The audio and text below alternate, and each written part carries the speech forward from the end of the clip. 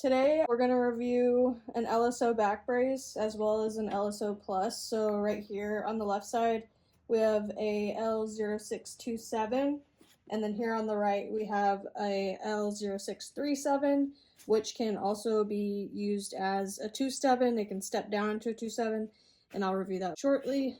This is the regular LSO brace, the 2-7, and I want to show a couple features of this brace in particular.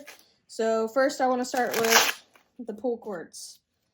So you can see the D-ring here, and then if you look closely, I'm going to bend this D-ring back and push up, and this little plastic panel comes out.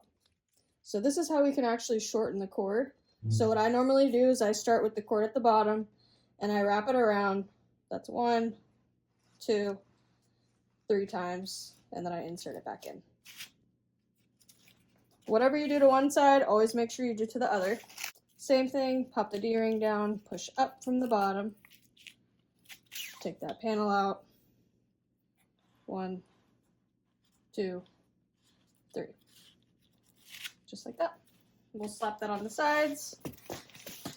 If you look closely here, you can see that we have our sizing. So we got small, 25 to a 32-inch waist, and that's for the right side. And then if you look further in here, this panel, this whole thing can come out. So everything is suspended by Velcro. So you can either make this brace a 4X to accommodate a larger waist, or you can fold it all the way here and make it smaller. You just have to attach it on the inside, like so. So if somebody has a little bit wider of a hip region, what you can do ultimately is you can put these in, position them at an angle. You can either angle down or you can angle up, depending on the patient's specific anatomy and their body type. But before we put the brace on the patient, we have to make sure that we have a measurement of their waist, then contour any pieces that we might need to contour. These front panels actually pop out, and we can contour these, push them in, push them out, depending on what the patient may need. Okay, this is the 3-7. So with this brace, you can already tell that it looks like it's got a little bit more going on. That's because it does. So when you open up the brace here, you can see that we have some side panels to support side bending and kind of eliminate side bending, give you a little bit more support structurally at the spine. And then we also have a larger, support base for the spine, so it's a little bit higher up, going up to the thoracic region and down into the lumbar. This piece actually can be removed.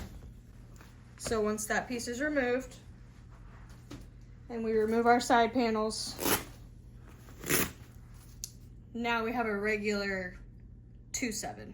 We can step down this brace further into a regular lumbar corset or a lumbar belt. In order to do that, flip the brace around, take this off, and this again is all suspended by Velcro. You can either take this panel out and just put something back there or not. And now you have a lumbar corset. Again, this can be adjusted similarly to the 2-7, so you can make this shorter or longer depending on what is needed for the patient. And then same thing, you can contour these pieces in here, make it fit the patient a little bit better. Same thing, shorten them same way, just push them from the bottom, make those adjustments as needed. So as you can see here, we have our sagittal panels. They're both facing a different direction. How we like to do it here at Gazelle is on this right side, what this looks like. So our widest portion is closer to the back. It's facing the back. So on this side, we'll just flip it over like so. But I do want to show you that these sagittal panels can completely be contoured. So you can fold them this way. If you want to kind of flare them a little bit more inward to really fit the patient, you can do that as well, like so. I'm gonna fit this to a patient just to show you guys what it looks like on, how the patient can sit and stand, all that fun stuff. Hello, my name is Skylar and I'm with Gazelle Healthcare Solutions, and today I'm gonna fit my patient here with a LSO back brace. But first, before I fit my patient, I have to measure her and get her measurements to make sure that I'm fitting it just right to the patient. So I have my tape measure here, and I want to get a circumferential measurement of her waist, her true waist. So what I'll have the patient do is put her hands on her hips. Perfect. And then, can I encroach? I'm gonna feel just to make sure that she's right where that iliac crest is. And I'm gonna go right to the center at her belly button, or in her belly button region. And I'm gonna get that measurement for her. Now I have the measurement for the patient. I'm gonna go ahead and make sure that it's sized according to her, and then we'll try it on, make all the adjustments that we need. Okay, so I went ahead and made the proper adjustments needed for the patient. I made sure that it was shortened to accommodate her waist size. And next we're gonna put it on the patient. So what I typically do is I give the patient a couple reference points to kind of help them put the brace on themselves. So I'm gonna have you turn around for me. That's perfect. So some patients are familiar with the little back dimples that we have. They sit a little bit lower on our spine. That is what's known as the PSIS, or the posterior superior iliac spine. And that's gonna be right here.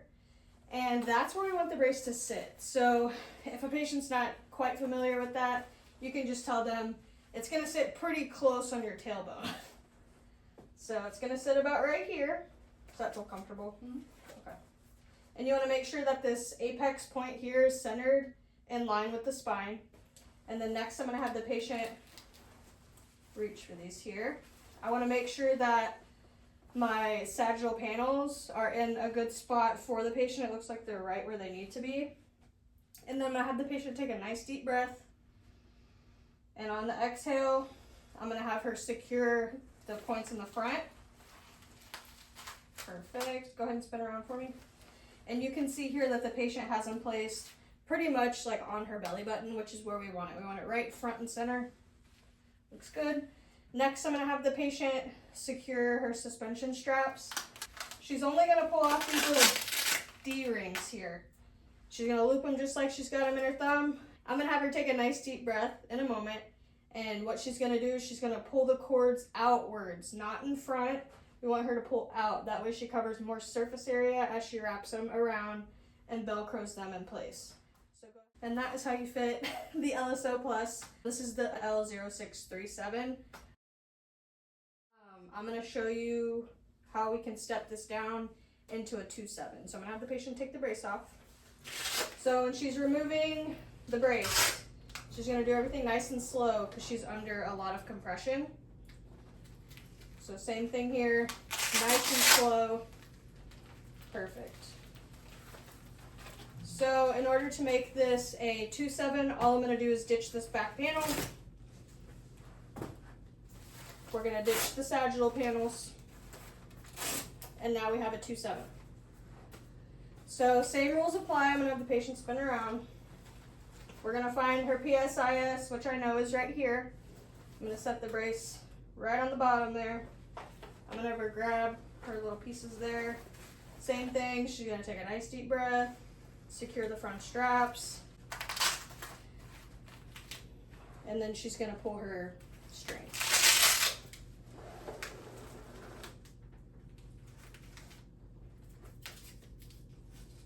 So next we're gonna have the patient attempt to sit and stand with the brace on, make sure that she's able to do those things.